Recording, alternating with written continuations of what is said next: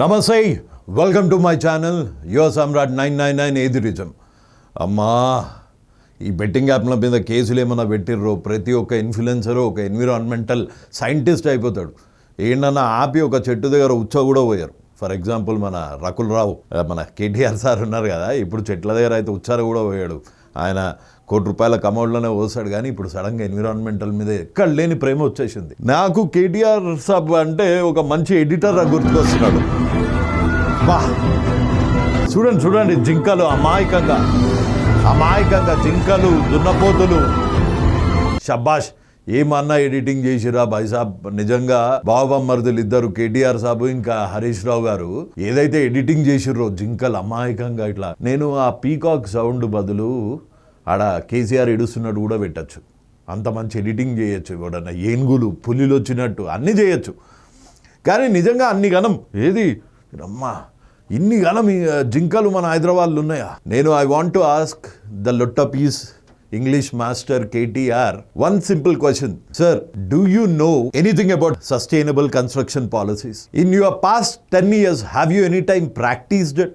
Have you created any buffer zones in Hyderabad? When somebody like Revanth Reddy who want to make a clear impact, not just on politics, he want to create an impact. He created buffer zones with the help of Hydra. Enduku buffer zones create cheyala? Deforestation kandi reforestation ఎట్లయితది? ఆ 400 ఎకరాలు మీరు Rameshwar Rao, My Home Rameshwar Rao, ఈ TV9 GV9 అన్నిటికీ అధిపతి, My Home Bhooja, My Home కూజా, Lumbini constructions, Aparna మట్టిల సరోవరు, అపర్ణ ఇది, Aparna heights, Aparna boots, అన్ని Aparna silicon బ్యూట్స్, ఇవన్నీ ఎవరిచ్చిర్రు? ఎవరి పైసలు ఈడగట్టిర్రు? ఇప్పుడు అక్కడెప్పుడు వన్యప్రాణులు ఇన్ని గణం జింకలు హైదరాబాద్లో ఉన్నాయని నాకు ఫస్ట్ టైం తెలిసింది. జింకలు, పీకాక్స్ ఇవన్నీ అపర్ణ మానస సరోవర్ అప్పుడు ఏం ఎడవలే. అప్పుడు ఓన్లీ మీకు రామేశ్వరరావు ఏడుపు ఒక్కటే వినిపించింది. ఇప్పుడు సడన్ గా 400 ఎకరాలు. ఇప్పుడు మాట్లాడుతున్న మేధావులు అందరూ ఒక 10 ఏళ్ళు అయిన తర్వాత అక్కడ జరగబోయే అభివృద్ధి చూసి అక్కడ పోయి ఫోటోలు దిగుతారు. మొత్తం మీ పిల్లలు ఏమవుతారు అని బాధపడే పేరెంట్స్ అందరూ వాళ్ళ పిల్లల్ని అక్కడ ఉన్న మెక్డొనాల్డ్స్, ఐమాక్స్లలో తీసుకుపోయి ఫోటోలు తినిపించి ఎంజాయ్ చేసి వస్తారు. నిజం చెప్తున్నా, ఇది ల్యాండ్ ఆక్రమించుకుందామని ఒక బీఆర్ఎస్ పార్టీ వాళ్ళ బెస్ట్ ఫ్రెండ్ అయిన రామేశ్వరరావు గారితోని, బీజేపీతోని కుమ్మక్కు రాజకీయాలతోని ఆయనకి కట్టబెడదామని ఒక పెద్ద ప్లాన్ వేసి, ఈ రేవంత్ రెడ్డి గారు ఏంటంటే ఒక ఇంపాక్ట్ క్రియేట్ చేద్దామని ఉంది. ఆయన ఎవడేమన్నా అనుకో తిట్టిర్రు.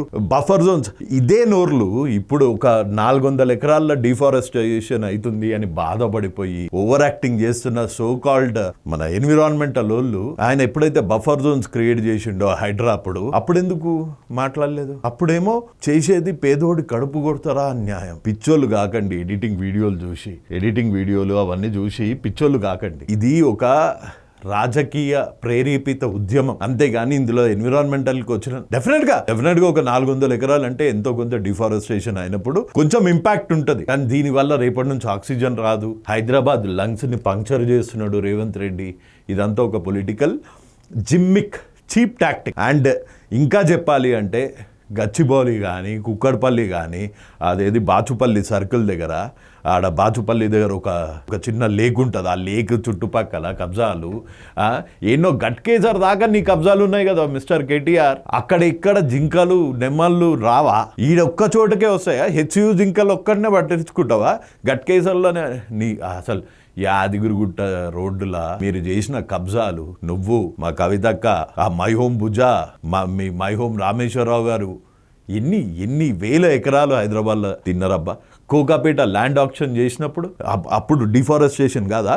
కోకాపేట ఏమన్నా డెజర్టు, హెచ్ఏమో కాకులు దూరని చిట్టాడు. ఈ డబల్ స్టాండర్డ్స్ ప్లీజ్ మానేసేయండి కేటీఆర్ సార్. ఇక్కడ హైదరాబాద్లో ఉన్న ఆంధ్రోళ్ళు అందరూ మీ లొట్ట పీస్ ఇంగ్లీష్ చూసి పడిపోయారు. మీ కేబుల్ బ్రిడ్జ్ లొట్ట పీస్ ఇంగ్లీషు చూసి పడిపోయారు. అండ్ హెచ్సియూలో ఉన్న నార్త్ ఇండియన్ స్టూడెంట్స్ కి కూడా వాళ్ళకి తెలియదు హైదరాబాద్ ఏంది అన్నది. అసలు మీకే తెలియదు హైదరాబాద్ ఏంది అన్నది. అది చూసి పడిపోయి మీకు సీట్లు ఇచ్చారు. కానీ నిజంగా you don't know anything about Hyderabad.